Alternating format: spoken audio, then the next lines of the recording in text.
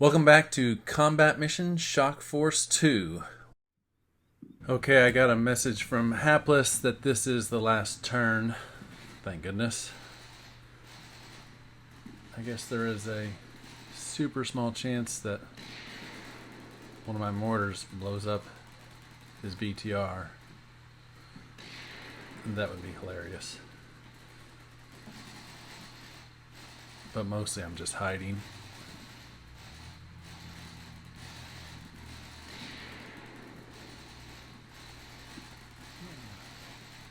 Big javelin's finally released.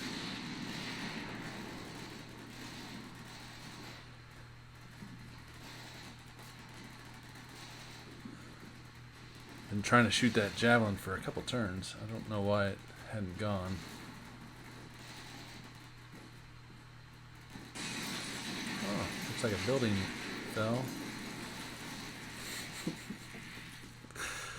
Oh, the destruction is crazy.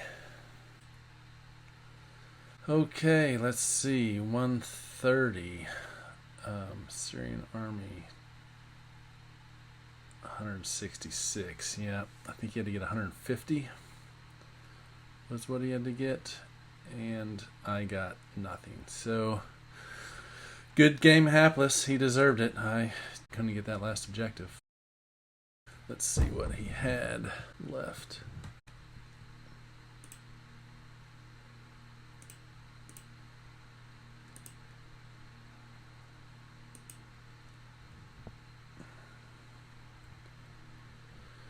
Yeah, 5 men in there. How many casualties did his mortars get? 5, 5, 3, 3. Not that many, but they were very effective. Time for some post-game reflection. I've not fought in many urban fights with so many concentrated buildings, so this has definitely been a learning experience for me. First, a couple of minor observations. I need to pay attention to building levels. I did not notice until watching Hapless's videos that often I was targeting the roof rather than the building level I was wanting to target. This is especially true for buildings with accessible roofs.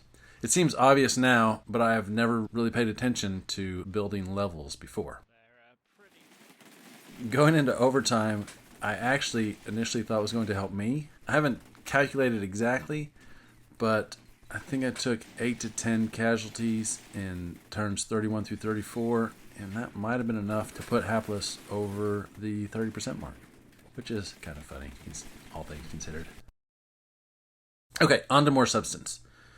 There are two parts of my plan that seem so obviously boneheaded now, and I can't, for the life of me, figure out why I thought these were a good idea.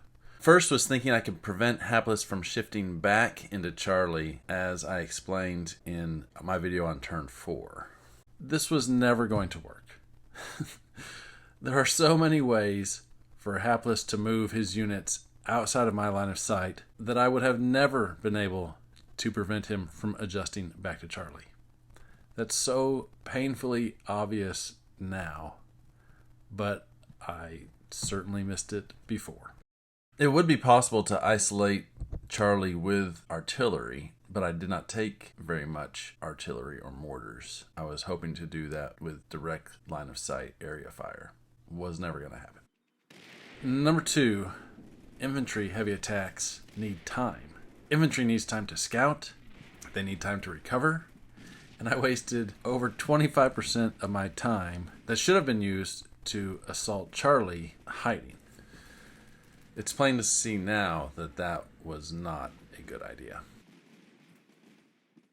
A third observation also involves my feint to Alpha, and that was that all of these troops were basically irrelevant for the rest of the game, except for getting shot at occasionally and taking a few casualties. I did try to reposition them, but it took too long and they never got back involved. Fourth, Hapless's plan to use a small picket and then mortars worked out really well. I never actually considered that. And basically when it's all said and done, Hapless had a good plan that he executed well, and I had a not good plan, and thus we have a victory for Hapless. I really want to thank Hapless for the game. I also really want to thank everyone for watching and commenting on my videos. I love talking about CM games, so your comments were great. I enjoyed it. I hope to see a lot of you in Concrete Hell Round 2, where I definitely need to redeem myself.